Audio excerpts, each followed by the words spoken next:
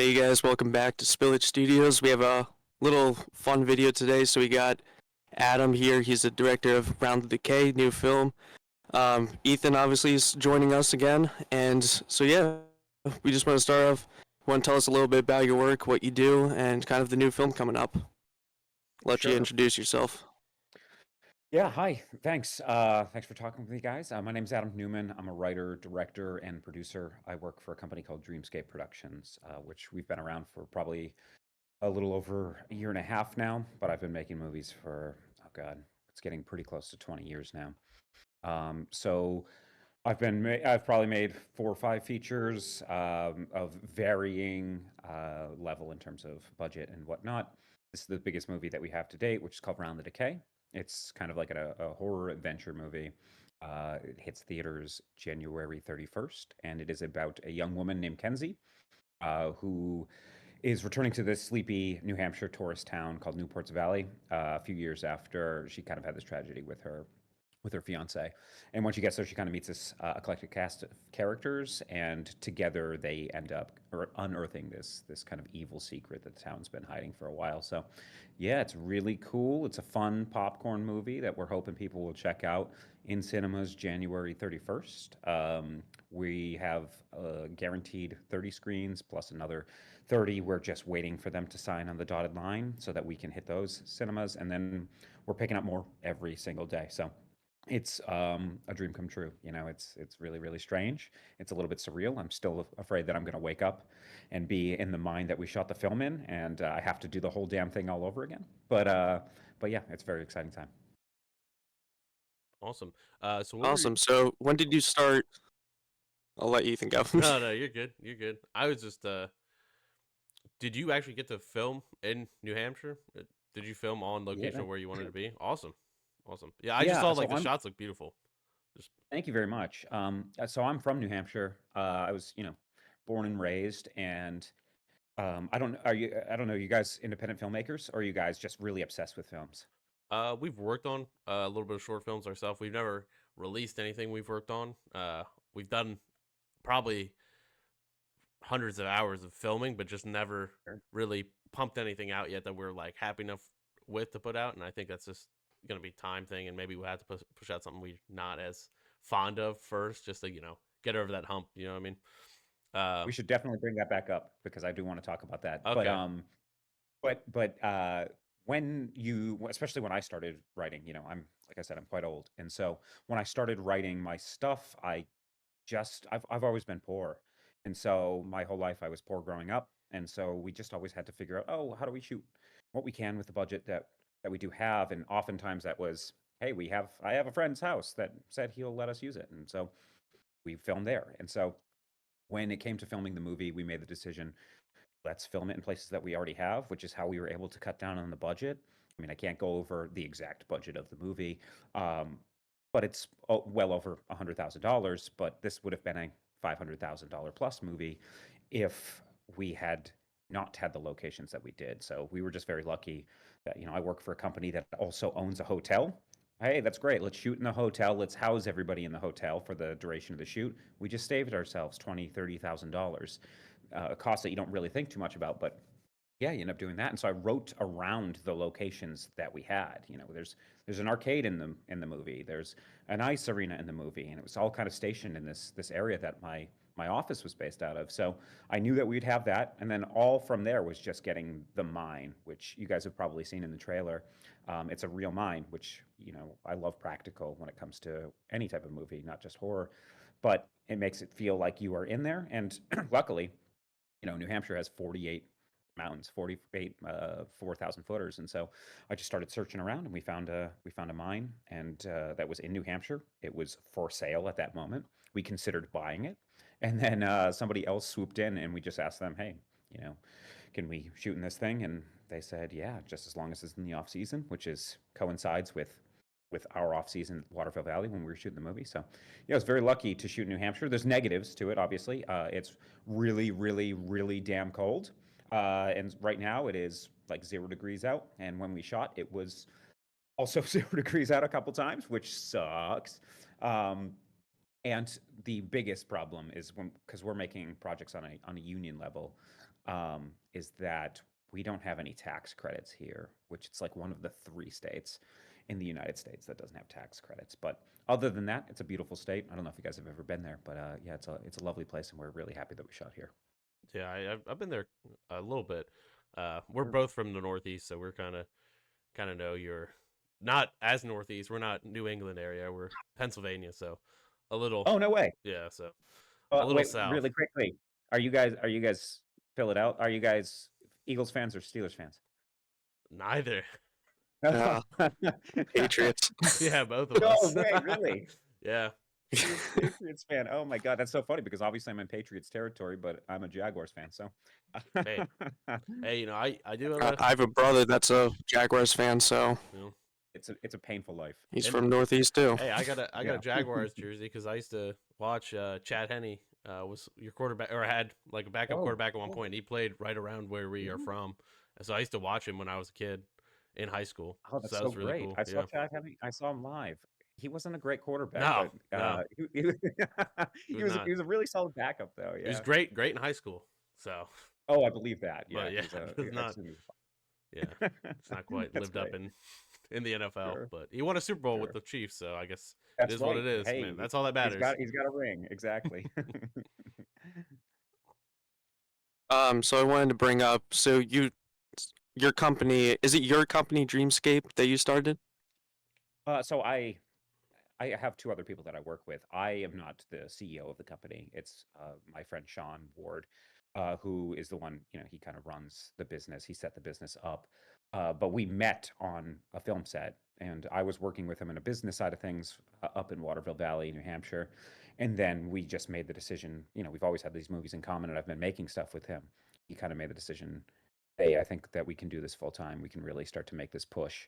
And so I'm very lucky that I have that. I'm also lucky that I don't have to think as much about the financials when it comes to a lot of these things. However, I was the one that did make the budget for the movie, so I do like to think of myself as a business partner because we're making decisions for the sake of the business, and I care about it more than your standard employee. But he is really the CEO of the company. Awesome. So when did you start like filming Round the Decay? So that was April of 2024. So I started writing the script in April of 2023, uh, right after our film Everwinter Night, which was just kind of a chaotic shoot that we didn't intend. We just had to kind of roll with the punches because of getting shut down because of COVID.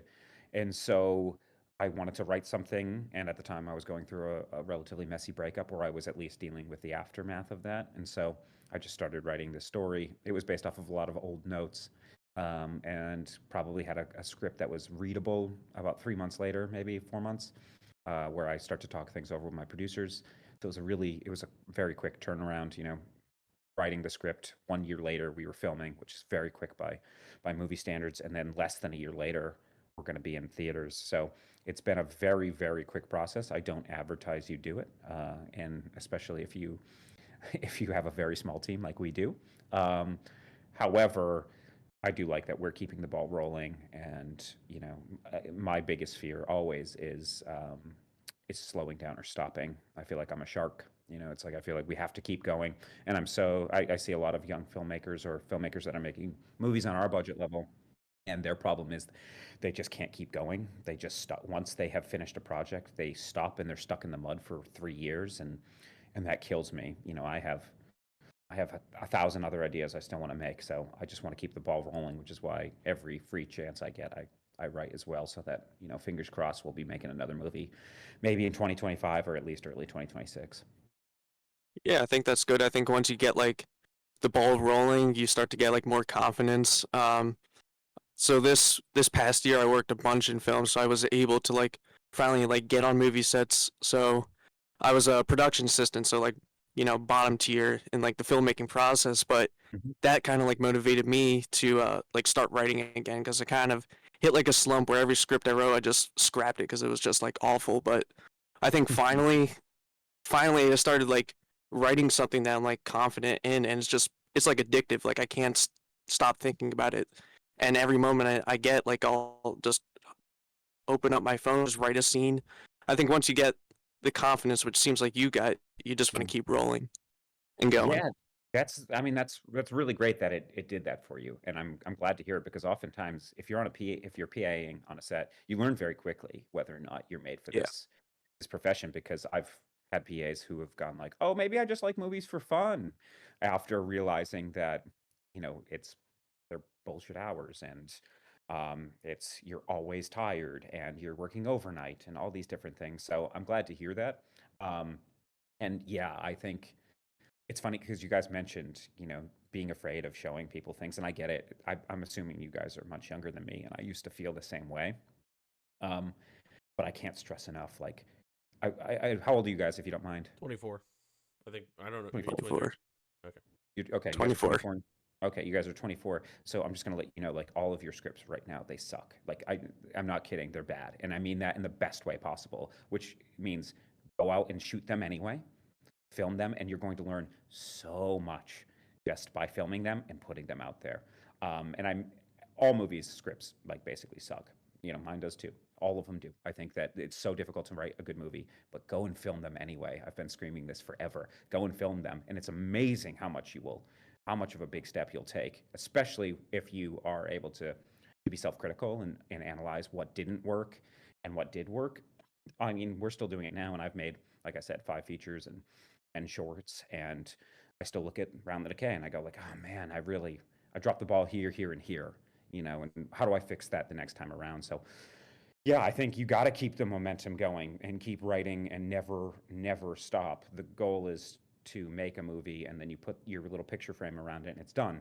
And then you move on and you just go and do the next one and just keep full steam ahead because, especially in this industry, on bigger budget levels, there's so much damn talk about making stuff and then nothing ever gets made. So, yeah, I'm glad that you guys are getting into it. And I'd say please start showing your stuff to other people. Like it's humbling and it sucks and it hurts if somebody doesn't like it. I mean, we got kicked around in reviews for my last movie, and sometimes they're very scathing. But at the same time, you start to understand, okay, well, these things are subjective. But also, if a lot of people are pointing out an area where maybe your movie's dragging or maybe it doesn't work as well, there's probably an issue there. And so, go back, self-diagnose, research, study, watch things, and maybe you'll have a better understanding. Yeah, I mean, I'm kind of glad you said like nothing's perfect and they all suck because that's like another thing. Like I'll watch like a movie and just be like, man, this would be such a cool idea if I can incorporate this like in the script. And it's just why I have to like kind of tell myself, just stop watching movies, just write what you want to watch because you see something that works and you're like, man, I wish I did that. Yeah. We do that as an exercise oftentimes where we just like will watch a movie and be like, where did it go wrong? We'll have a conversation about that. Where did it go wrong for each of us? And sometimes we have varying tastes of what it is. And I think it's a great exercise. I do think watching stuff is it's such a good education, especially when it comes to if you're looking to be a director, understanding where to place a camera and when to move a camera, when not to move a camera, and what that does, and all of your camera moves are punctuation on sentences. It's a language, and so I think that that's really really important. But at some point, you gotta write something and get it going. And I think my biggest thing was ignorance. I was completely, I'm 37, so when I first came out of high school, there was no real resources in terms of how movies are made. Nobody ever told you how they were made. The only thing you could do is books. The internet was not the thing that it is now. YouTube is not what it is now. There weren't tutorials on everything. And so I was just very ignorant and went like, oh yeah, no, I'm sure that professional movies all just cost $1,000. And so I go, I can find $1,000 and make a movie. And then you do it and you make what is the equivalent of dog shit, and then you show it to some people and they go, wow, this thing has some promise, but it sucks. And then you go, okay, I'll make another one, and just keep doing that. And then you keep adding a little bit more money, and then once you get to that place, hopefully you've started to develop a team around you, and then you can get some skilled craftsmen in there, because I know the basics of lighting and how to move a camera and where to move a camera and all that type of stuff. But when you bring in skilled craftsmen who are very specific about their position, whether it be a director of photography or a gaffer or a sound person or anything like that, you end up getting all of your work looks 10 times better, because 100 times better, because you're working with people that are very specialized and really understand their craft. You know what I mean? Yeah, exactly. And it's like a stressful job. Like the films I worked on were like 20 to like 40-minute short films, and it's just very stressful. Like even starting, I think we started like 7 a.m. and then we'll be filming till midnight pretty much. It's stressful. I'm sure you know all about it. And so yeah, it just tells you you need a good crew that you can work with. You need, you know, cinematographers, slate. I was the slate for one film, so that's stressful enough. Um, so yeah, I think you hit the point that it's stressful, but you need a good crew to work behind. You can't be just ignorant. Like me and Ethan growing up, we pretty much I got a camera when I was in middle school or high school, and then our thing was we would just write something, think we can make this big budget Hollywood feature, but we can't. It's not possible. So yeah, you really hit the nail that you need like a good crew. You need people that are like passionate too. You can't just have someone like I think that's important. Just having people that are like all passionate about the project. It's not even if there's not their project. Like the lowest of the person that gets the coffee. You need everyone passionate about the whole project, the whole day of filming. I think that can go a long way. So Yeah, I agree. And I've always said passion is contagious, and that's why, when I'm a writer director, that's my first thing, and I'm a reluctant producer just because I have to I have to get the ball going with all my movies because like I said, I cannot wait. And I remember when I was in high school, one of my teachers talked about Julius Caesar and why he was such a great leader.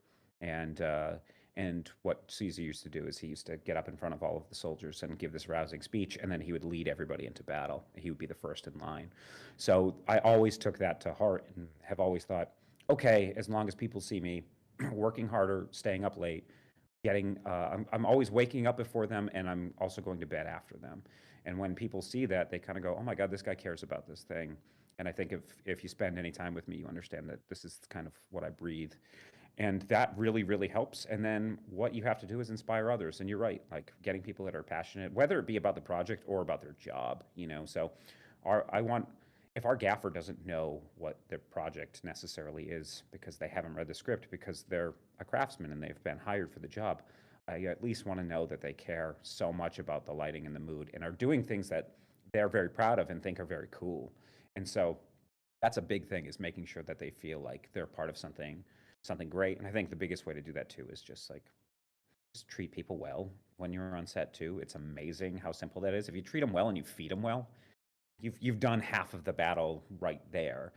So yeah, I think getting a good crew, we call ours the merry band, which we just say once you're in the merry band, you can be in it for life. If you are not in line with what we're aiming for, which is kind of that summer camp vibe, then we're probably not going to work with you again, because ultimately, I'm sure you guys feel the same way. Like, these things are supposed to be fun, and like we're supposed to have a good time making them. And also, we are creating art, but we're not curing cancer.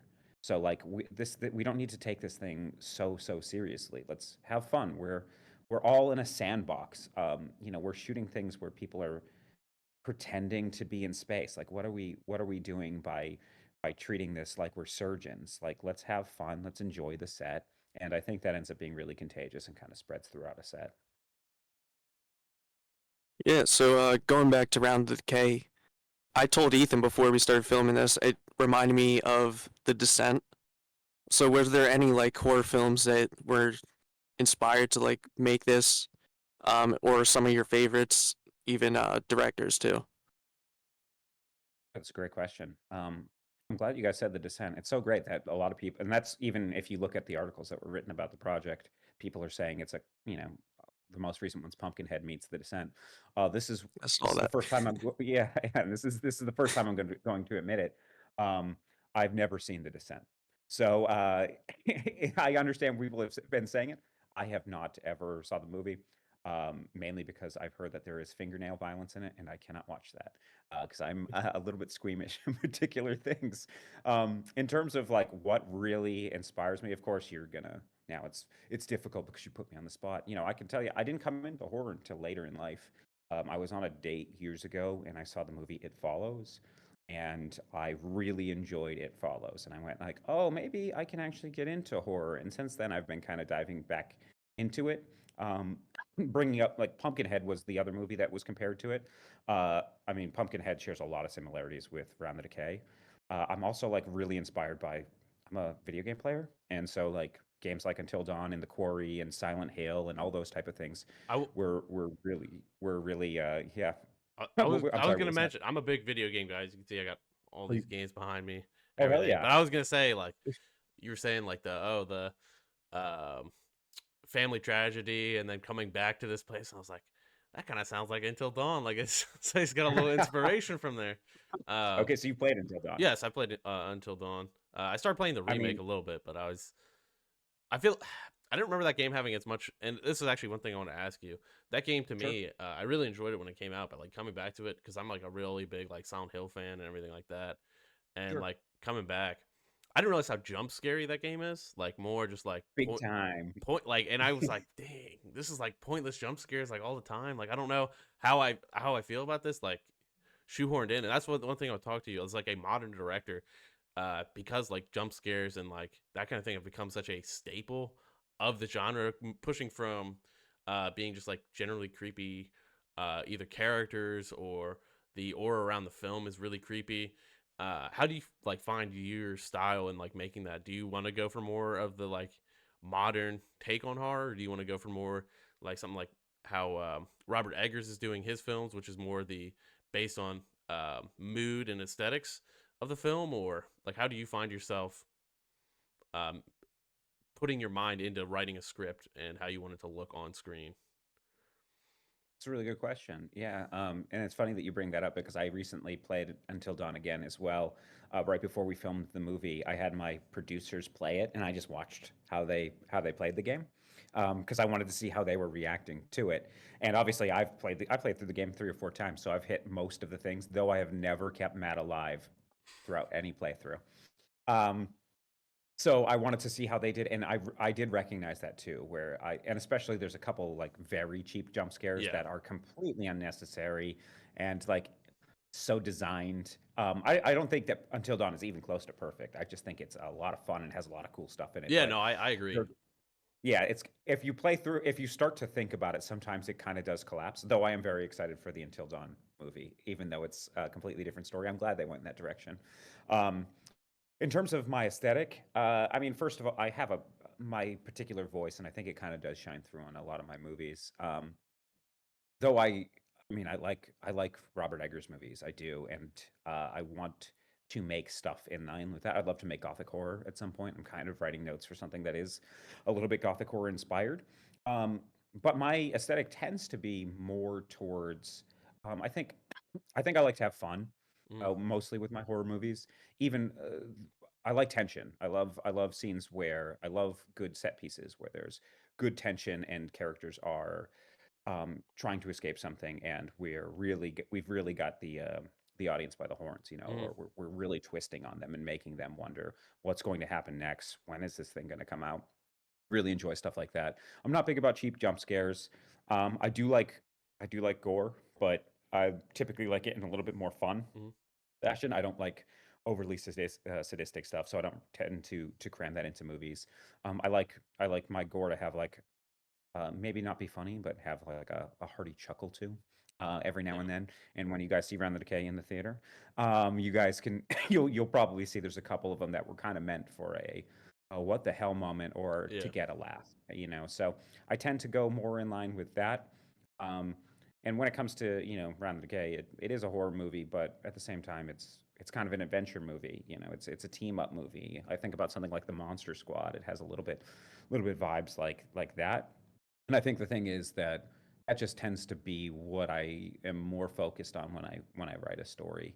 I don't tend to write stuff that's dark, dark, dark or anything like that. So, but every now and then I'd like to dabble in it, but it's really tough to escape your own voice. You know what I mean? Of I do course. think that a lot of the stuff that I have And I feels don't. like a lot of Yeah, and I don't think you like.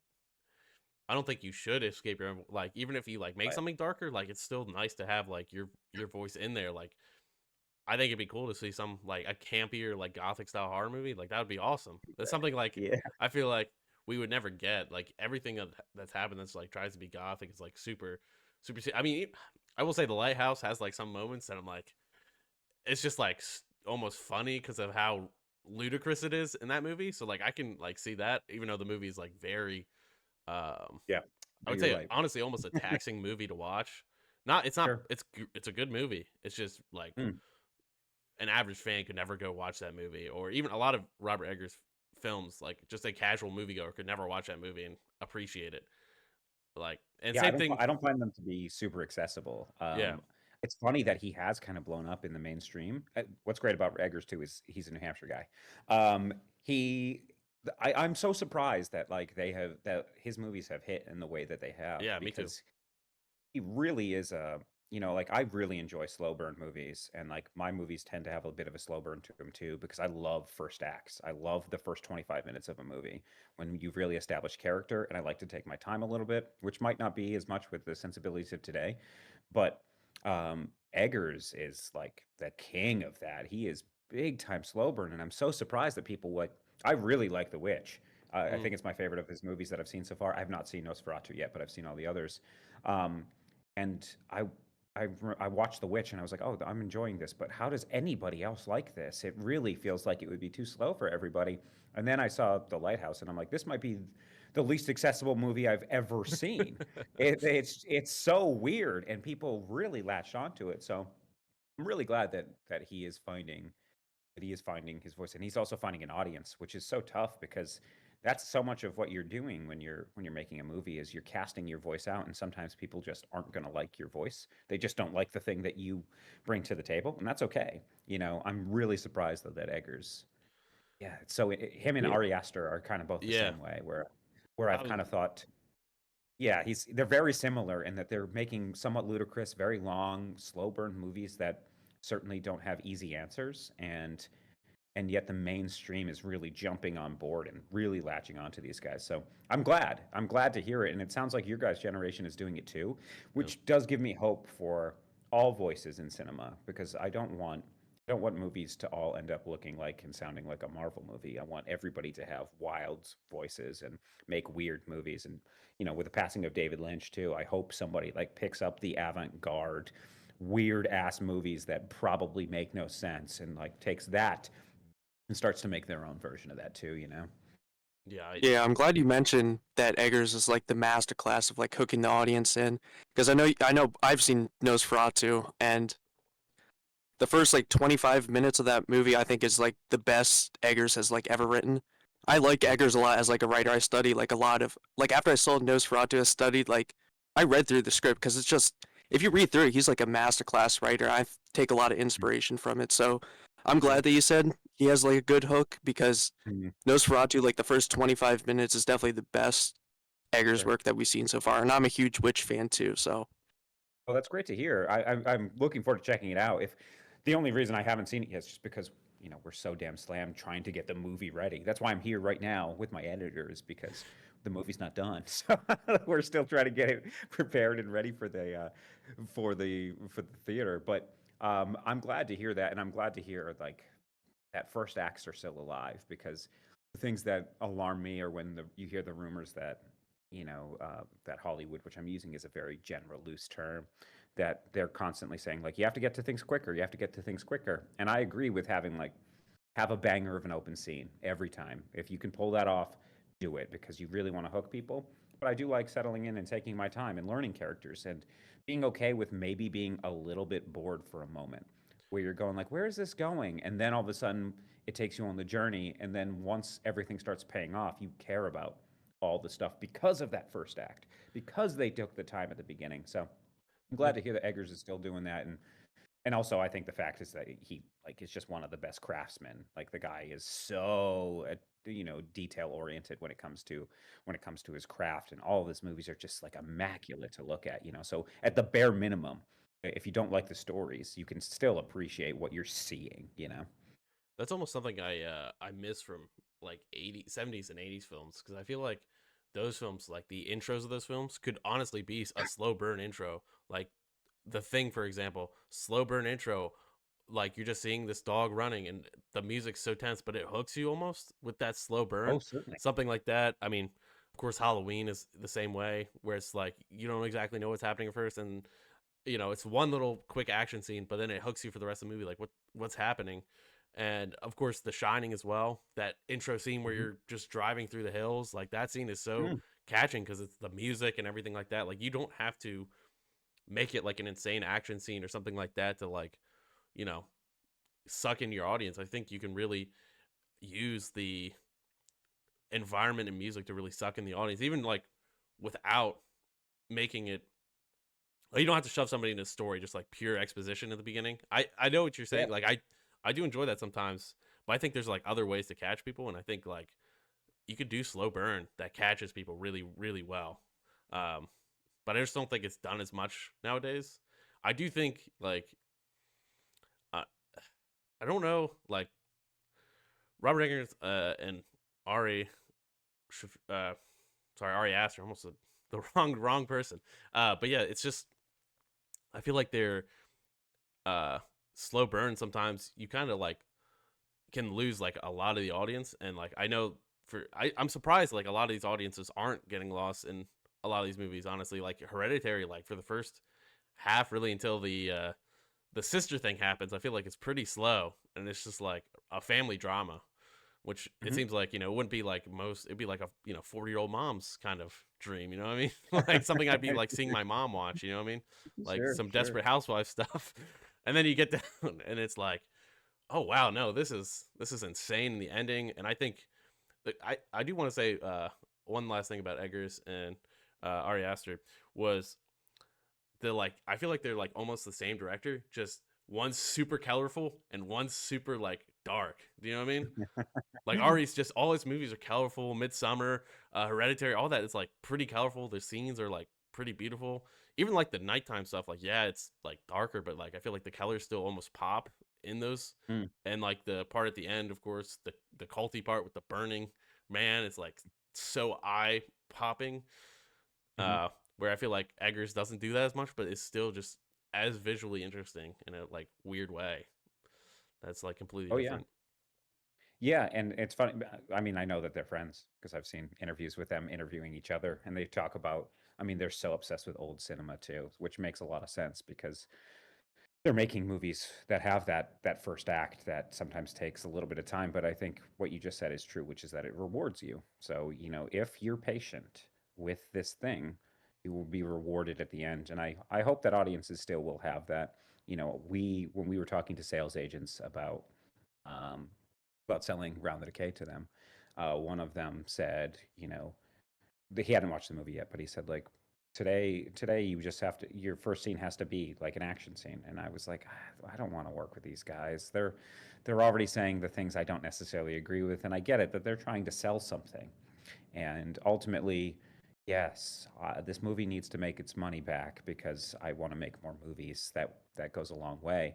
However, I want to make something that's feels honest and feels truthful and feels like something that I can be proud of and also most importantly is it's the type of movie that I want to see in the theater, and that's what I hope happens with Round the Decay. I finally got to watch Round the Decay, and in a screening situation where I wasn't nervous, where there wasn't hundreds of people there. It was just a small screening.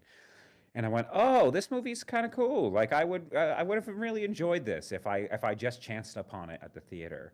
And I would have been like, this is the exact type of movie that I want to see. And so you don't think about it in terms of, well, what would sell and how do I keep eyes on it for 5 minutes so that I can make some ad revenue so that we can get past that first ad on whatever streaming service we're doing. So I'm glad that Ari and Robert are doing it. Unfortunately, they still kind of feel like exceptions. Um, Of course. but hopefully that can start to turn.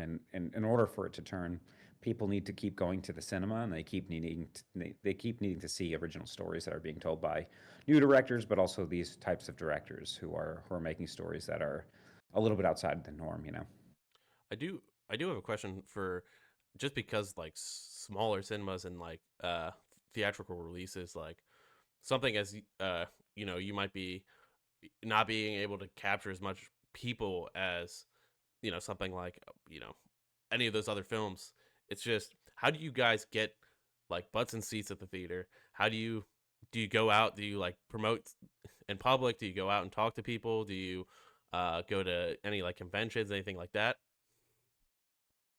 Yeah, so I mean, we're still learning it, that's for sure. We're trying our best here, but you're right. Like we have why we get rejected by chain theaters for the most part is, and which has been very nice, is that we've sent them the movie and they've gone, "Hey, this is pretty good." We go, "Oh, thank you," and they go, "We have no place for it." And we go, "Okay, can you explain why?" And they go, "Yeah, of course. There's two main reasons. One is that you don't have a big marketing budget. Some of these big chains want you to spend $10,000 per screen that you're on, and so if you get into an AMC, that's 900 screens. If you do 900 times 10,000, that's a very high dollar number. That's about $9 million that they want you to spend on advertising. So I understand that, and then also, um, they don't.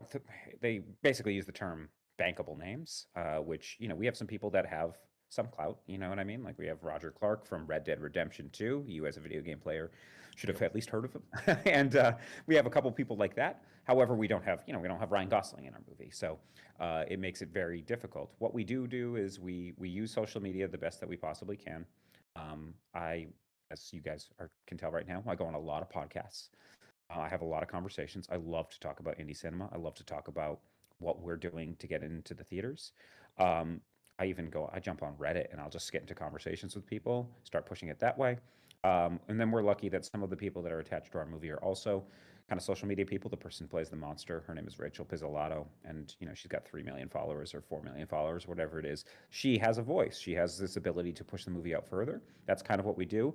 And then depending on the theater, we're willing to work with them and do some type of package. We have had deals. I can't tell you the dollar amount, but I can tell you that they say, hey, for X dollars we can do blah blah blah, and that'll help you sell your movie. And we look at the dollar amount and go, okay, we can afford that. Or we go, no, sorry, we can't do that. Can we do half the stuff for half that? And then I think one of the big things too is getting the trailer into the theaters. I don't know how, because you guys are, again, very different generations, but like when I go to the cinema quite a bit, especially when I'm not making a movie, and when I go to the cinema I watch the previews, and when something looks good I go sweet, I'm gonna go see it in the theater. And so I'm kind of hoping that that helps as well. We're going to find out how many people get to go see it, but we're trying to, and at this point we're trying to sell as many people as possible. The only times that we can actually go out into public is locally, obviously, and we can try to push as hard as we can in this area, which that's what we try to sell as well. Hey, I'm a New Hampshire filmmaker, and we want to be in this theater, and we really believe I can at least get my friends and my family to show up and buy tickets, and maybe we can get some buzz. I can get myself onto local radio or local TV or anything like that. As you guys can tell right now, I never shut the hell up. So it really works for some of these people because I can certainly talk about the movie. So it's been a lot of those avenues. We're still learning it though, and we're trying to get bigger and better about it. We can't afford to put ourselves on TV. And the unfortunate thing is, what they do say is that it takes $5 million for the average Joe on the street to know that a movie just exists. So we are fighting a war when it comes to that, but we're hoping that with all of the social media that we have, plus the little horses that we have in Dreamscape pushing, and then plus these things like these podcasts and whatnot, we end up pushing more of an audience. And maybe you guys have 5, 10 people that just go, you know what, that movie sounds kind of cool, or I want to support indie film, and they go and check the movie out, and then if one of them really likes the movie, he'll be like, oh, I got to tell my friends about this thing, and then all of a sudden we're starting to get a little bit of momentum going. And social media can be kind of poison, but at the same time, like it's such a great opportunity. I mean, this is how we met, right? Was Yeah. we message each other on Instagram. It's a really great tool to use. So we're hoping it's going to end up working out. The good news is that our budget, which is an unreasonable dollar amount to a human being, but it is just a fraction of a fraction of a fraction of what real movies spend. In order to make that money back, we have to sell significantly less tickets, which is great. Which means that we don't have the highest expectations in the world. We really just want people to see the damn thing, and ultimately, we think that this could be a huge step for us to get into more theaters and see that, hey, we're actually somebody worth the damn, and we can bring some butts into the seats here, and we're also going to be able to work with you and be more lenient than maybe a bigger studio. And hopefully that helps our next film, and then hopefully it helps you guys down the road when you guys decide you're going to make a big feature and it's 5 years down the road and you guys have got some money and you've made this cool feature and hopefully we've helped along with hundreds of other filmmakers and like knocking down some of the gates that have been in the way for indie films with lower budgets to get into the cinema and to be seen more, you know. Yeah, I'm kind of glad that you said like social media is like a big part because I've been a horror fan since I was way young, but growing up it was always, and I'm sure you know this as well, horror was like always like the most like frowned upon genre out of any type of film. But Sure. 2024 I think was like horror owned 2024. The Substance, Heretic, Nosferatu, I think all those films because of social media and all the hype, even Longlegs too. Micah Monroe, I know you liked It Follows. She nailed it out of the park in that movie. Hmm. But I think Ty West is like a good example too because with the X trilogy, I'm a big Ty West fan, and the Sure. X trilogy, X was really like his first big like feature length, but it also helped find like House of the Devil and all that. Hmm. So yeah, I think social media is like a big part of why horror is like probably the most popular growing genre right now. Yeah, and it's so true, and I'm so glad that you said that. And that's really insightful. In terms of it has been kind of like always criticized. Horror's always Yep. been a, quote, lesser genre, which is why this really gross term of elevated horror started coming out. And I think it's a disgusting term that should be banned because it's making it sound like other horror is not relevant. All of this horror is relevant, and I think now it's just becoming more mainstream. And also, what's so great about it is that with social media and word of mouth, and like you just said, like The Substance and Long Legs and things like that, these are things that are being made even on a Hollywood level at lower budget levels, but the audience is demanding this stuff. Like people want to see this desperately. The movie that we talk about all the time, which is not, I've never going to see the movie because I can't, I'm too squeamish, is the movie Terrifier 3, which cost $2 million to make, and it made $100 million at the box office. And these, by the way, the crew from Terrifier 3 is my crew. They were late to my set because they were working on Terrifier 3. So, like, we are now in this space where the audience has said, I want those stories. These stories matter. And Hollywood is always slow. They're always reactionary. They're always a step behind when it comes to these things. They're just trying to make copies of the things that we had. But I think what you just said is very true. In 2024, horror was huge. I think The Substance is going to win Oscars. Like that's huge for horror. It makes it so that people start to see it as a more relevant genre. Um, I'm not like a strictly horror person. Like I can't wait to make other types of movies. I want to make everything, but I'm kind of sick and tired of people treating it like it's something junky, and especially because I think that genre films are really where you can talk about so much stuff. That's what's so great about a monster movie is that you can have characters that have very deep personal goals and issues and wants and needs. They can have all of these things. And the best way to confront them is to stick a fucking monster in your face and make them confront it right now. And that's what I really like about horror, and that's what I like about sci-fi and all those type of genres. And I think we're starting to see that, and I think it's because people are going to see the movies and it's getting word of mouth. And I'm sure that that's the case for, the reason I know that The Substance exists is because of things like social media. It's not because of TV ads anymore. TV has changed so dramatically since when I was a kid. And so I think it's great. And I think that 2025 will probably be even better year for horror because I think it's just giving more and more opportunities for filmmakers to get their foot in the door. And especially, I think theaters are silly if they don't consider taking these lower budget things in. You don't need to make as much money, but it looks like the audience is eager for it. So yeah, I'm very happy with the state of horror. I'm not happy with the state of the cinemas because I'm scared for them. I want to make sure that they stick around, and in order for that to happen, more people have to go. It would be ideal if they were less expensive. That would be a big part of it. But yeah, I think that horror, if the cinema is going to be saved, the cinemas are going to be saved. I think horror is going to be the one carrying the weight. Yeah, and Terrifier 3 was huge because that was an indie film. That was all so at least I don't know if 3 was self-financed, but like 1 and 2 were crowdfunded. I think 1 cost like $30,000 to make. It was all crowdfunded. Yep. from his producer Phil Falcone. But Terrifier 3 was huge because that beat out like major blockbuster films in the It box was office, like a ton of it them. was huge. It was, so we had our premiere back in October, and we got to talk with some of the uh, the theater runners and the managers and stuff like that. And it's so great because we played in 3 different locations, just Massachusetts, New Hampshire, and Maine. And we just tried, we did one little showing in each of them, and each of the people said, um, "I made a mistake by not playing Terrifier earlier." They're like, "What are we doing? Everybody is demanding it." And then when they got it into the theater, and this was over at a Showcase Cinema, which is one of the bigger cinemas on the East Coast, and they said like, Terrifier 3 is sold out and there's not anybody showing up for Venom. And so those are huge. And like you just said, like Terrifier 1 was like $30,000 and Terrifier 2 was $250,000. And that movie also made $10 million at the box office. Now, we can't assume that that just means like, hey, let's just go make horror and we'll make tons of money. That's not how it works. And if any movie makes its money back, that's huge. That's absolutely huge. You cannot, it is a silly investment to invest in a movie. It's so risky. If you're investing, you should be investing because you want the damn thing to exist and you believe it's important or you believe it's fun or you believe it's adding something.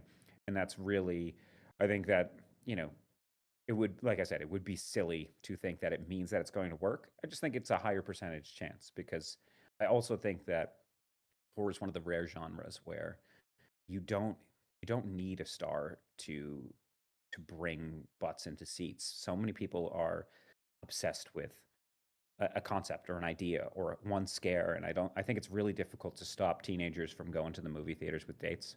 And so horror movies are kind of just like they'll always be there when it comes to that. So yeah, I think it's a golden age for horror. I think it's not a Yeah. golden age for movies, but it's certainly a good time where a lot of stuff is getting made. Wading through it's tough, but I think that there's going to be even better stuff in the next couple years. Yeah, I completely agree. Even if you look at like 2000, I think the problem was like in the 2000s, 2010s, there were too many mainstream Hollywood, like the I'm not a fan of Friday the 13th, Sure. 2009, but there were too many of those like grotesque jump scare, as much Retreads too. CGI Yeah. gore as possible. Yep. And it made all the good horror films or like psychological horror films like fall under the radar. House of the Devil, you might know Yellow Brick Road. I don't know Yellow Brick Road. I know House of the Devil though It's for sure. it's a New Hampshire film. Oh, Um, is it? Okay, I'll have to check this yeah, out. so that came out in like 2009. Eggers worked on it too. He was like the costume designer. Oh, sure. Okay, Um, sweet. but yeah, there was like a bunch, and Shudder like helped me find a lot of these. But there was like a bunch of like horror films in like the early 2000s that are really good, but they just fell under the radar because everyone was watching all the new block like Hollywood blockbuster horror films that are just have the reputation that they're not that good. It's just jump scares and yeah, so I think that was like a big issue, but now it's completely shifted. Horror, I Mhm. think everyone's trying to buy a ticket for like Long Legs. Now they kind of do that thing where it's like scariest movie of the year. But yeah, Long they all Legs do wasn't that. scary. Yeah, Long Legs wasn't scary. Yeah. But yeah, I think we're definitely like you said in the golden age right now. Yeah, and I think a lot of that has to do with like the budgetary things and when Hollywood is making these movies and they're making that Friday the 13th remake and they're remaking all these things, it's because they're making a known commodity because it's safer. That's all it is. It's what is the safest way I can get my money back and make more. And ultimately, if you know something, it's just a little bit easier. All of us are kind of wired to believe that. So that's what they believed. But then the unfortunate thing is, like you said, most of those movies aren't very good. And so it's very difficult for them to make money. And then you try to make a sequel of that thing, and it doesn't end up working out. That's why I think now is best because budgets. I mean, you still have to have money to make movies, and that's what sucks because they're very expensive.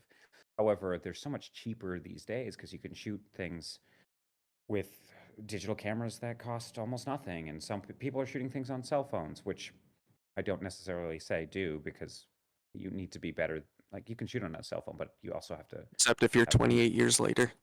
yeah, yeah. Like the thing is, like with the shooting on the cell phone thing, it's like you can do it, but you also have to study it and make sure that you're doing it the right way, and Right. understanding that you need lenses to attach to your camera and things like that. But the point is that filmmaking is the cheapest it's ever been, which means that if you can find financing, which you don't necessarily even need to go through the studio system anymore. You can find somebody that might have $100,000 that's looking to get in a movie, and all it costs is you make sure that they get killed in the movie. Then you're in a pretty good place. And so I think it's just when you have that, you have budgetary restrictions, but also the the knowledge that you can make movies for cheap.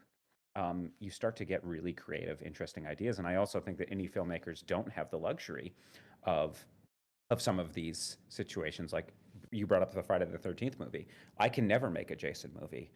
Any of the Friday the 13th movies. You know why? Because I don't have the rights to them. So I can't make anything that I don't have the rights to because I don't want to get sued. And so instead, I have to make my own original story, or at least I can take something from the public domain and do something wild with it, which is what a lot of these people are doing with the Winnie and the Pooh, Blood and Honey, and Mousetrap, and Popeye the Slayer Man, and all these different movies that are coming out, which they might not be your cup of tea or my cup of tea or whatever. But the point is that like somebody's taking that idea and being like, let's do something cool with it because we have the tool now. We can actually use it. It's free for us. So I think that's where creativity kind of spawns from. You have to look at your limitations and go, oh shit, like I don't have enough to do this thing. Okay, well, then how would you do it if you can't show that thing? How would you shoot it otherwise? And that can only breed good ideas. And if it doesn't work, at least it brought up a new good idea, which has expanded. You've leaked out, you've branched out, and now you have all these new ideas and these new possibilities as to where you could film or what you could film. Awesome. So for Round the Decay, for the creatures, are you taking more like the Alien and Jaws effect, where the creatures kind of like hidden subliminally about throughout the film, or are you just teasing it in the trailers and just full force going at it? We tease it. We certainly barely tease it in the trailer, as you've seen. Big thing is we just don't want to. We don't want to share the monster before it comes out. So that's the big thing. Just giving little teases, because in order to see the monster, you got to pay for that ticket. But when it comes to the movie, no, we show the monster quite a bit actually. Okay. So much so that we even had to dial it back for this most recent cut. So we really do show. It takes a little bit, but it's not like a third act reveal or anything like that. It is there. You see its face relatively early. When the characters would see its face, you see its face, and from there you do get to see it a whole lot more. So we definitely have it scattered throughout. My last movie, Everwinter Night, which we shot for much cheaper, and like I said, it was a movie that we had to pivot on and make really quickly. We didn't have a script. It was all very chaotic. We shot our monster very, very late in that movie, like last 15, 20 minutes.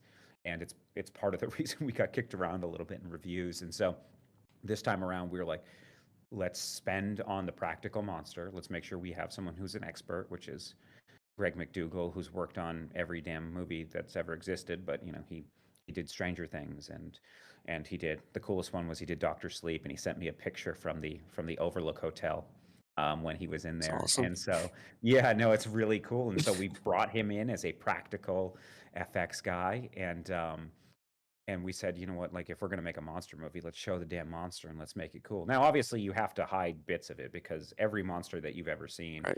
looks dumb in the light. The greatest created monster of all time to me is the xenomorph from Yep. Alien, and I and agree. yeah, it's a beautiful creation. However, if you see anybody standing in a xenomorph costume in daylight, it looks stupid.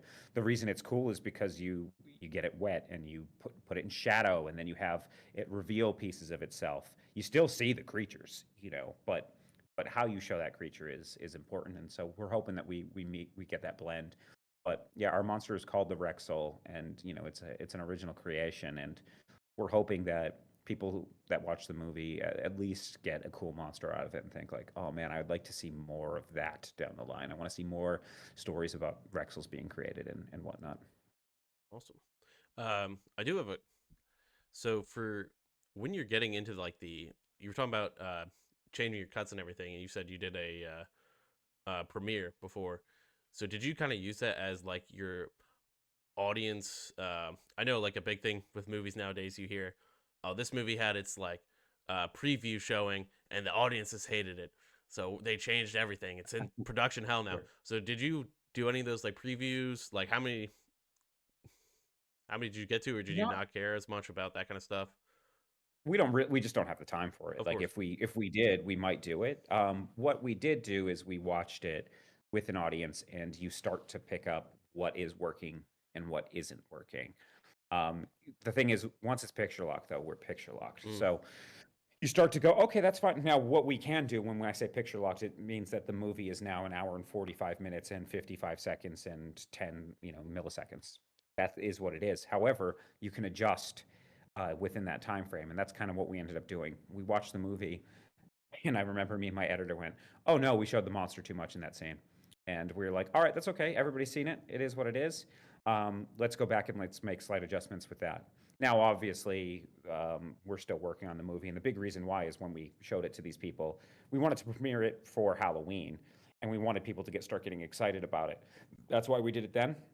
But we needed a lot more work on our VFX and in our sound mix. We got it the best that we could for that time. We quickly put it out, and then we had to go back and start working on those. But what's good is from that, you can ask questions and being like, hey, when you saw that thing, did it actually look like it was on fire? Did that actually look like this? Did you buy this? And they can go, no, I didn't buy that, or yes, I did. And when they say yes, you go, all right, we don't have as much work to do on that VFX shot. But when someone goes, oh, that was a little bit off, and most of the time they can't place why, you go, oh, okay, there's one sequence where the monster jumps down off of something, and somebody's like, oh, that didn't look right. It's like, well, yeah, we didn't have time to put motion blur on it. So we know that that's one of the things we have to come back and we have to scrutinize intensely, because the worst thing that can happen, right, is you get taken out of a story. If you get taken out and you kind of go like, oh, I can see the zipper on the back of the monster, that might not be good. Especially, we're not a campy movie. There's funny stuff in it, but at the same time, the monster is supposed to be something that's an intimidating creature, and so you just got to make sure that you make little adjustments around that. I wish we could do test screenings. We just don't have time. But we try to do as much test screening before we even get to the shoot, which is just like talk it through, destroy the script. Like my editor, who's like he's kind of my last wave. He also is my AD, but I'll talk to my producers first, and we just talk about the script, the seventh draft of it. And when I come out, it's like the seventh draft. I go like, oh, this thing's pretty damn good. And then they tell me everything that they don't understand or don't like about it. And from there, I make another 2 or 3 drafts, and then I send it to my editor, and my editor just kicks the shit out of it and says like, I don't think we need this. You have too many characters. This works. This doesn't. Let's push harder here. Why are we doing this? Why are you teasing the audience and never giving them this?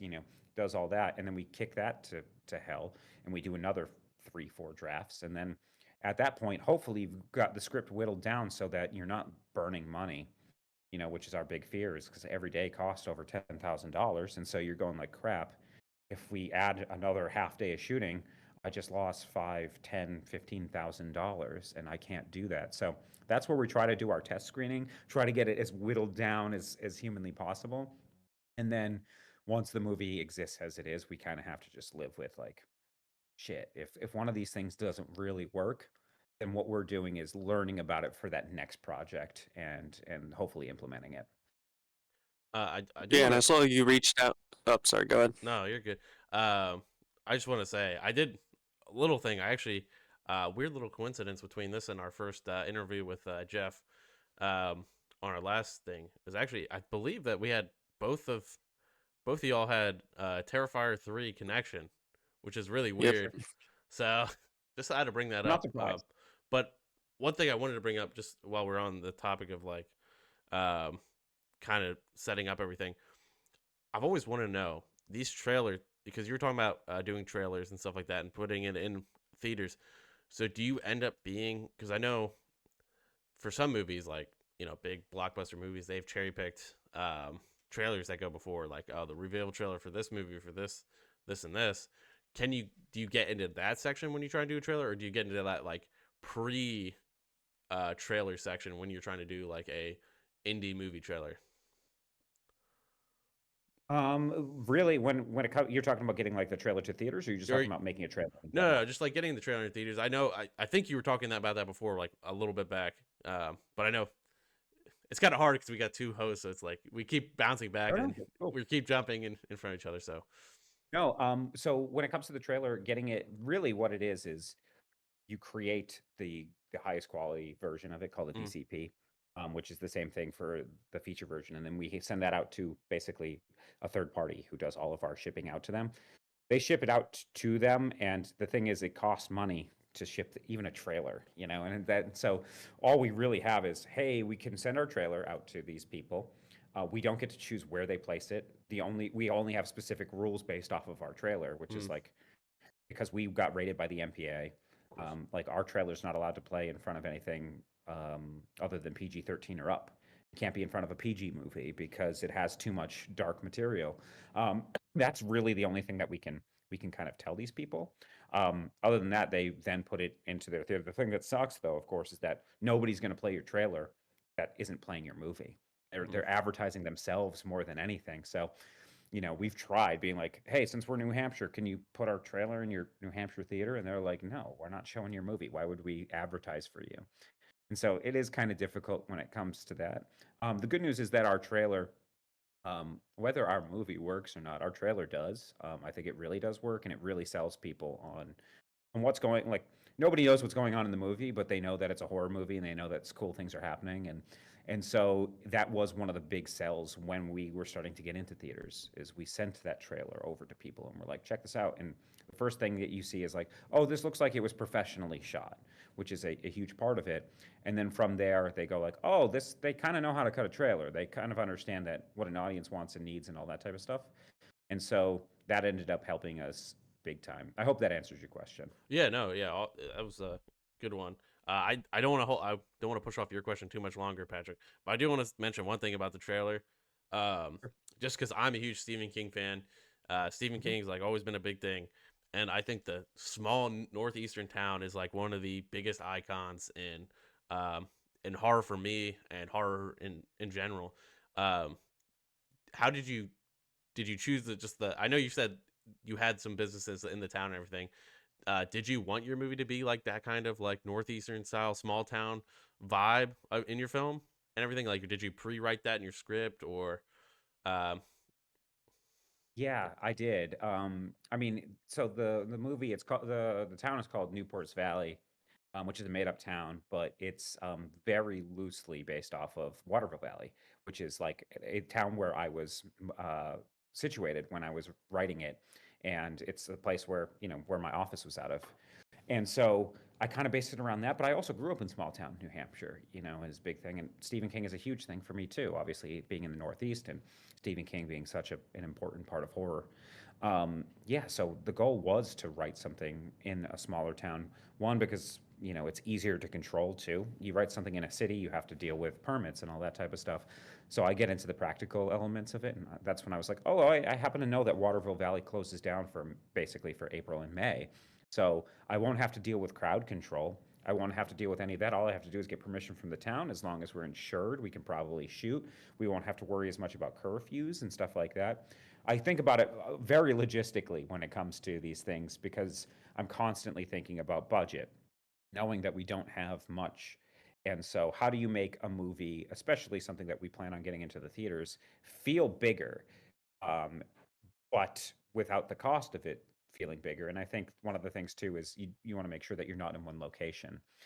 Where we have recently, in the past, we shot a lot of movies in one location, and I love one location movies. However, they do kind of show your budget, and so when it came to this, it's like, hey, if we get a few cool set pieces, I think that's really going to help us get into theaters, and I think that it did. And then the vibe of the small town, which is, being in a small town, as creepy as it is, it's a little bit eerie. You're in the middle of nowhere. It's anybody could just come kill you. So like, yeah. I think that also helps to it. It's harder to make a horror movie in a city, just because there's so many people around, and if a monster was attacking you, you could just yell to your neighbor. And so it was kind of intended because where I was, and because of budget, but it also just, it multiplies the horror. If you're in a tourist town where there's nobody around, it's tougher to run away. You can't just get into your car and go. It makes it a little harder. I do want to say, like, Unless you're Jason, you can only go in Manhattan slashing people. Yeah, yeah, exactly. that's true. um I do actually, like, I know definitely what you're talking about, because I feel like I had a lot of inspiration. So previously, I don't live in PA right now, but Sure. before I moved where I am now, which is Georgia, I was in New Mexico, and I lived in like a small town in New Mexico. And man, it's Sure. like driving around at night there is just like so eerie because the town's like Right? they're almost dead. Even though it's Sure. like it's not too small of a city, but there's like you can drive around. There's old like these I don't know what you want to call them, like uh maybe going west, like the gold rush kind of towns that were built like on the way, probably there, and kind of like Sure. that kind of stuff. And it's Yep. just so different than like anything you see out east. And I mean, the vibe, like I know a big one for us was I don't know if you do you know anything about Pennsylvania? I've Okay. only driven through it once. Yeah. Okay. So yeah, there's like a big steel mill in Pennsylvania in Bethlehem, and that's like a Sure. big one for us because that like just such a like it's a small town and it's got like an iconic you know set piece in it. So Mm, that was always like a mm. big thing for us when we were writing, and just like things like that are so unique to see, and like the small Oh towns yeah. in the Northeast, and like they're different vibes. Like, cause New Mexico is a lot more run down. I'll say that. It's like Sure. if it's not Albuquerque, it's basically a trashy Nothing. little town that's like falling apart. It's Sure. got a general store still somehow, and Sure. like it's basically like what you see in like a old Stephen King movie or something like that. That takes, you know what I mean? Like if you're watching Yep. Dairy or something like that, and you're like, wow, that's like there's nothing like that exists anymore, man. You go to New Mexico and you're like seeing some of those places, so it's like completely different. So I was like, dang, this is really inspiring me, like horror wise. It's like super unique to see. So I like started writing a script. It sucks now because I'm not there anymore, but so Sure. you can't do anything with it now. I mean, I could eventually, I guess, but Sure. yeah, it's just such a unique scene, and I love seeing that in films because I think like even I forget what that movie was called, or not the movie, the show, the Stephen King show that was on Hulu for a while. That's a rock. Yes, yes, that one Yep. also had a great, just great Yeah. small town vibe to it. Yes, it does. Like Yeah. it's just Yeah. amazing. No, I agree. I think, like you just said, small towns are a vibe. They give you it instantly injects horror already. So, and then what you just brought up, being run down adds horror. An old, broken down steel mill. Places that don't have anybody anymore just feel like there's ghosts there. So, I completely agree. Though I would like to see a great horror movie in a city, but yeah, it kind of lends itself to small town, and luckily, uh, budgets are typically easier. It's easier to have a smaller budget in a small town. Yeah, I definitely cities. Just I feel like it rarely works. I mean, I guess like what we got, Evil Dead Rise, that was kind of in a city, but it's like more It's an apartment. It's compartmentalized. an Yeah, it's Yeah, like Devil yeah, 2 is like city, but it's very compartmentalized into an elevator. yeah. It's an elevator. Yeah, exactly. So Yeah, it's yeah. like, Only good one we have is Jason Takes Manhattan. yeah, I guess so. He's pushing hard Only for good Jason one. Takes Manhattan.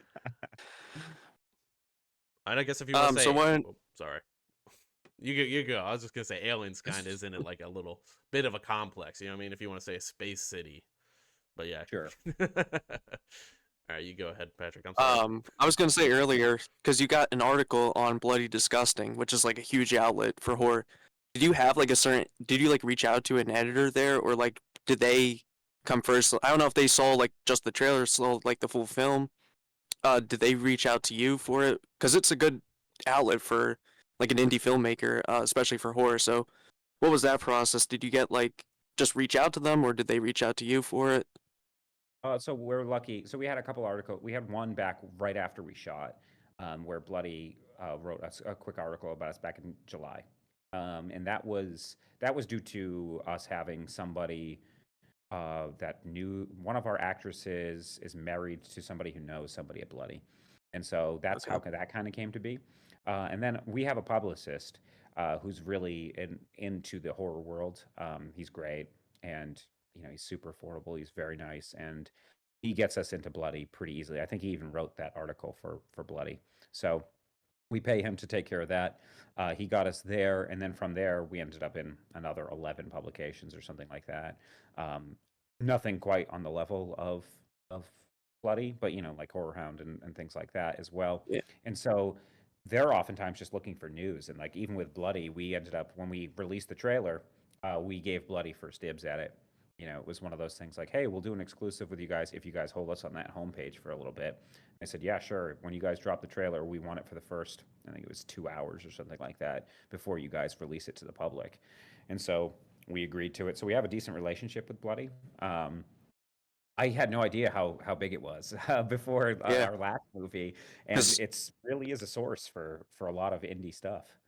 yeah, before you even reached out, I actually heard of the film that it was through Bloody Disgusting. So that's how I actually heard about the film Oh, way that's before we great. even talked. So I thought that was pretty cool when you reached out. I was like, oh, I've heard of this. So this is pretty cool. That's I mean, that's huge. And I'm so glad to hear it because it means that, it is getting out there and people are saying, seeing it and clocking it and thinking maybe that I'll check that movie out, which is all that we can really hope for. It's funny because all of the comments on Bloody Disgusting are always so rude. And so I always think, oh man, that people really don't want to see our movie. And then we end up hearing good things about how people saw the article or whatever it is. And so yeah, no, I'm glad to hear it. And we'll keep, whenever we make horror, we'll keep going to Bloody for potentially even for first, dibs because they really seem to have a big audience. Yeah, I think it works. I mean, us, for example, we're just normal people just going about, just seeing a cool article, Yeah. and a lot of people like hyping it up too. So I thought it worked. Yeah, that's great. That's all we can ask for. Uh, yeah, before I guess we're getting kind of towards a closing point. We'll just bounce. You each want to bounce one more question? Do you got one more Yeah. you want to ask, Patrick? And then we'll let you go do your finishing spiel about everything Okay. you want to promote and everything. Uh, Sure. Favorite movie?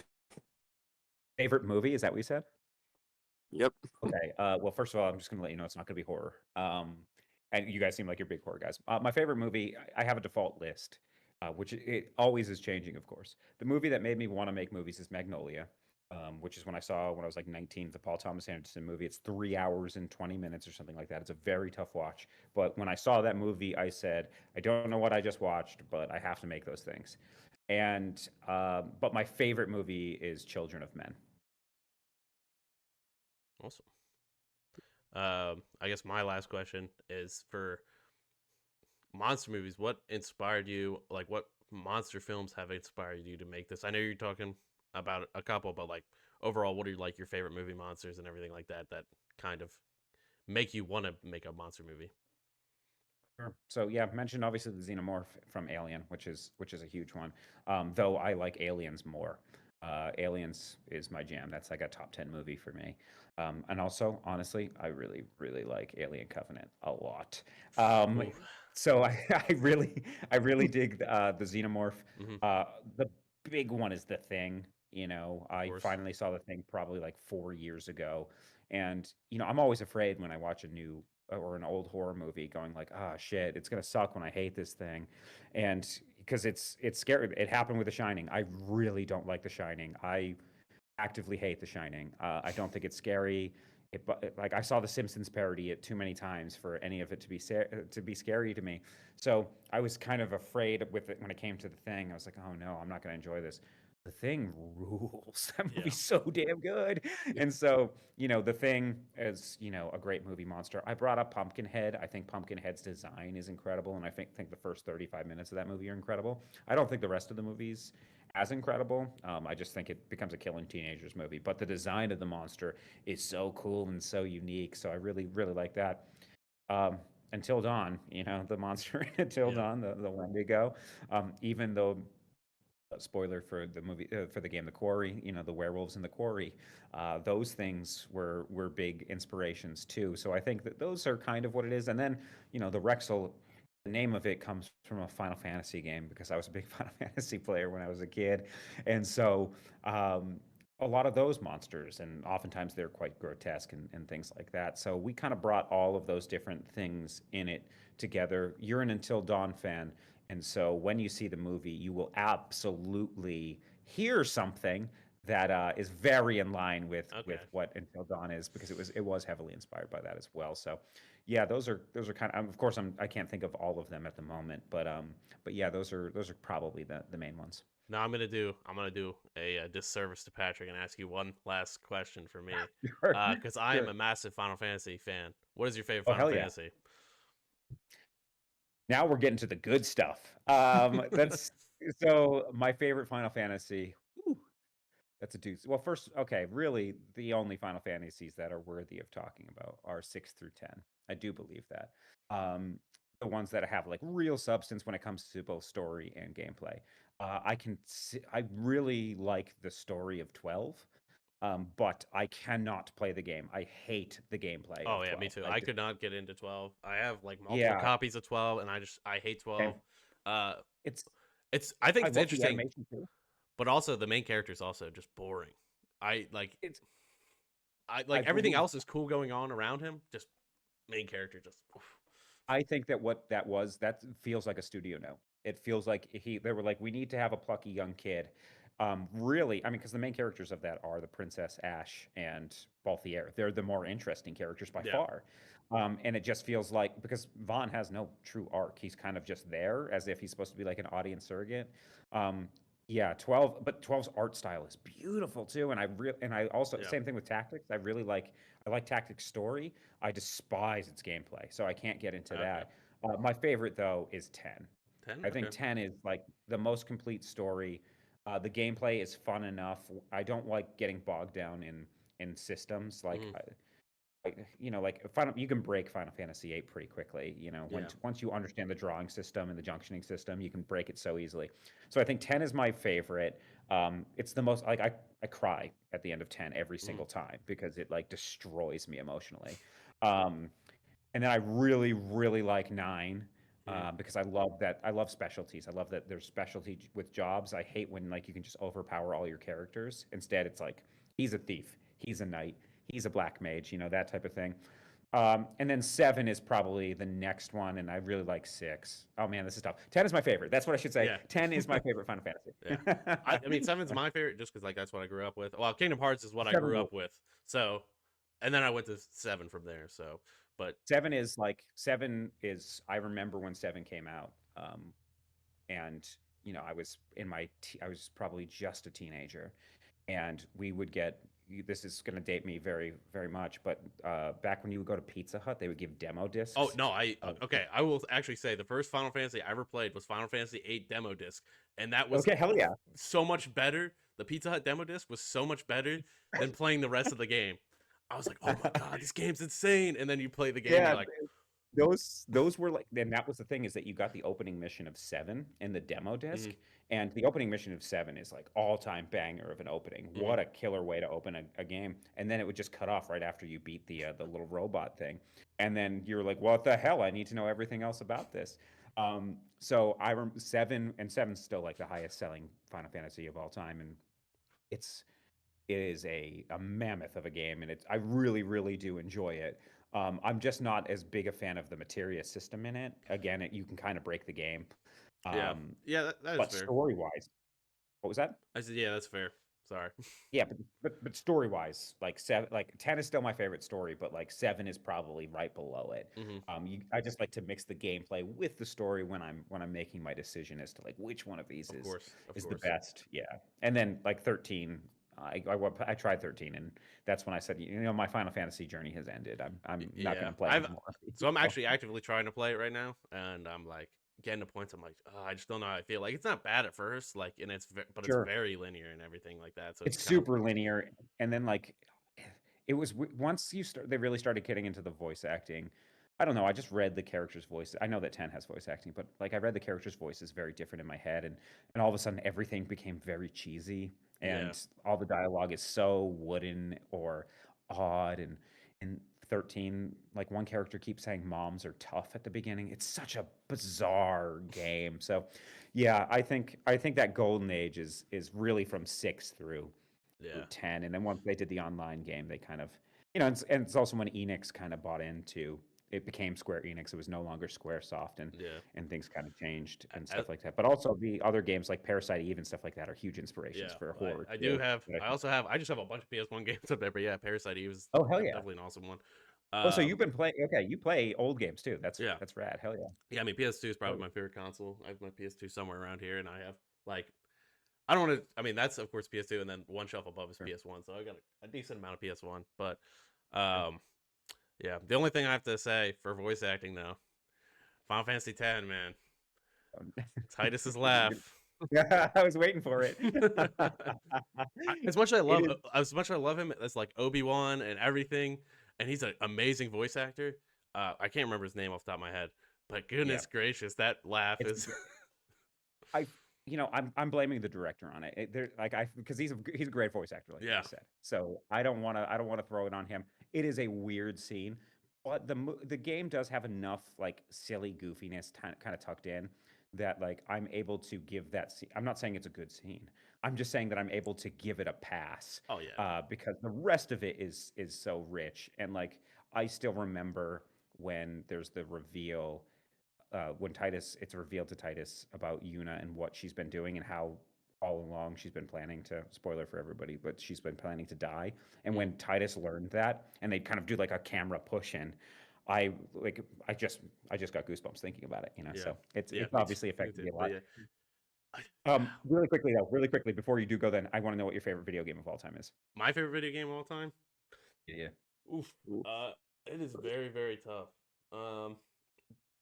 Just for the sake of it, I'm gonna be pretty lame. I'm just gonna say, for the mix of everything it did, and for me as a child, I'm gonna go with. I'm just gonna go with Kingdom Hearts 2. I just it's a classic to me. Okay. Sure. This is I was just gonna go ahead. This is like not really a newer game, but Arkham Knight is probably my favorite. Okay. So you play games too? Yeah, I'm not as much as a gamer as you guys. I'm a very modest gamer, yeah. but Hell yeah. of the games I played, Arkham Knight's probably my favorite. Yeah, I mean, good. I just love You guys that are playing series. one-player games. I like that you guys are playing story-based one-player games. Those have always been. I don't like online games and all that type of crap. My favorite game of all time is one of the more polarizing games, which it's The Last of Us Part 2. By far, it's my favorite game, and I love the Last of Us series. I love and I love like the Telltale series too as well. I'm a big Telltale guy. I have not started Last of Us Part 2 yet because, of course, when it came out, it was very mixed among a lot of people. I played the first game. First of all, I just want to start by saying this because Uncharted is also one of my favorite franchises of all time, and I was pissed they weren't doing more Uncharted. So when Last of Us came out, I was like, "Fuck Last of Us!" This game, I owned it, and I was like, "This game sucks." I want Nathan Drake jumping across planes or whatever. You know what I mean? I was like, "Dang, I don't want this." And I came back, and I was like, I played it, and I was like, "Okay, this is a really good game." I was like, it rules, yeah. I can't deny it. And then I played the like remake again, Last of Us Part 1, like the remake for PS5. And I was like, dang, like this is so good. And I was like, I just need to play 2 now. And then I saw the remake of 2 was coming out, and I kept pushing it off. And I was like, okay, well now the remake of 2 is coming out. So I think now I'm like almost ready to play it. I've just got to beat like a couple more games, and then I'm just like, all right, time to sink in. So I'll have to let you know what I think of it when I do beat it. I know it's mixed. Like I know some people who do love it and some people who aren't happy, mainly with the big death in the game, of course. Yeah. And then I think it's like if you're talking about like all-time pieces of art, I think it's like it's in my Mount Rushmore. I think it's like the polarizing part of it is the good part of it, and if you can get through that big death, which it's difficult to do, I think it does something in video games that has never been done. So I once you play it, I'll have to come back on the show and we can talk about it for 3 hours. Yeah, I mean that's a little bit horror based. So hey, maybe we'll have to. Yeah, no, it's very horror based. Yeah, for sure. I do want to do something about horror games on here, just because like it's a big thing. Like Silent Hill is a huge thing for me. Parasite Eve's pretty awesome. I'm trying to think of like other just straight up horror games that I mean, of course, Until Dawn we talked about that. Sure. And then like Bloodborne. I don't know if you like ever played Bloodborne or anything like that, but like I love I'm not a Souls guy. Okay, yeah. I mean, it's just like a hit or miss if somebody likes Souls or not. But like, I'm not even like a huge Souls guy. It's like Bloodborne is like the one for me because I'm such an Eldritch horror fan. Oh, it's like the aesthetic of it is so cool. Yeah, gothic Eldritch, and I'm like, oh my god, this is awesome. Yeah. So the only problem is that like the game, they're too hard. Like I just can't. I can't function. I don't want to play a game that is very difficult. Yeah, that's fair. I like to. Yeah, I want to go through the story. I don't want to throw my controller, which I'm notorious for. And I think I'm like somehow like I think I'm kind of at the perfect age where I'm like I'm not like too old to like. Do you know what I mean? Like I feel like when you get older, it's hard to learn mechanics and stuff like that. And like Yeah. for me, like What you're it's saying is so I'm hard. very old. I understand. Yeah, Yeah. it's hard to no, but I'm saying like even for me, it's hard to get into like competitive shooters and like some like when Oh, Fortnite was sure. coming out, like the people who were like crazy building and stuff. Like, I was like, I can't get into this. Like, Yeah. this isn't for me. Like, I can't do that. I And can't devote my life to a video game yeah, like that in that type of way. And so, yeah, I'm the same way. Like, I don't want to get into make the mechanics as simple but fun as possible and always be upping the level of them. But other than that, I don't like it's not a badge of honor to me when your game is hard. yeah, Like that. I don't want to hear that. That's the things with like Souls games, right? It's like, yeah, it's rewarding if you like try and you have to die a whole bunch. I'm not into dying a whole bunch. yeah, yeah. I definitely think it's it's the eye of the beholder. Like I Sure. enjoy that game and I enjoy Elden Ring. I'm not a big Dark Souls fan though, like of the actual Dark Souls series, Yeah, because yeah. like I like I the hear you. having choices and options and stuff like that. But um, Right. yeah. And then one last one was Dead Space. Did you play Dead Space? Only like very briefly. It was like Okay, over at a friend's house one time. Yeah. because I think Dead Space. that one's really cool for like monster horror kind of I was thing. gonna say, I Yeah. was gonna say some of the monster design in that is Awesome. insane. The whole aesthetic of the game is rad as hell. I love. I mean, space horror Yeah. is one of the coolest horrors there is. Oh, maybe you're finally somebody I can talk to about oh God, I keep forgetting this movie. I keep forgetting it's the movie. I'm Species. no, it's the same movie I got lost on last episode. It's about like the one Lawrence Fishburne movie. yeah, the Lawrence Fishburne movie where he flies the spaceship Event Horizon. Event Horizon. Yes, I know about Event Horizon. I have not seen it because I've heard it's incredibly gross. Okay, never I know about it. Dude, nobody has ever seen Event Horizon, man. And I just like want to talk about that Oh, movie it's because it's for my generation. It's like it is a huge movie. Like everybody, because it was a cult movie where everybody like it got destroyed critically, but mm, everybody was upset. Like horror people, especially because it's so gory and it's so insane, and it has its Lovecraft elements to it, yeah, which that's my there's not big a lot thing. of. Yeah, I I don't I think it's a totally good get movie. I'll say I don't think it's a good movie, it. but Oh, I believe it. I believe it's bad. So awesome. sweet. Well, do you want to do your little outro bit? Let us know what, of course, tell everybody what you all. Of course, we've talked about your movie this whole time, but just kind Sure. of give the last little debrief of what you want to talk about. And Yeah. So Round the Decay hits theaters January 31st. It will be in select theaters. The good news is, and I'm pretty sure, like as you guys might have heard it, my email was going off. I'm getting emails from theaters right now, which is great. It might end up getting pushed in some other locations to the 7th or the 14th. We're trying to be as flexible as possible when it comes to talking to these theaters. So we're going to be in about 60 locations, it looks like, for the 31st, and then it will expand beyond there. I hope people go and see it. Right now, we're in states like New Hampshire, Michigan, Florida, California.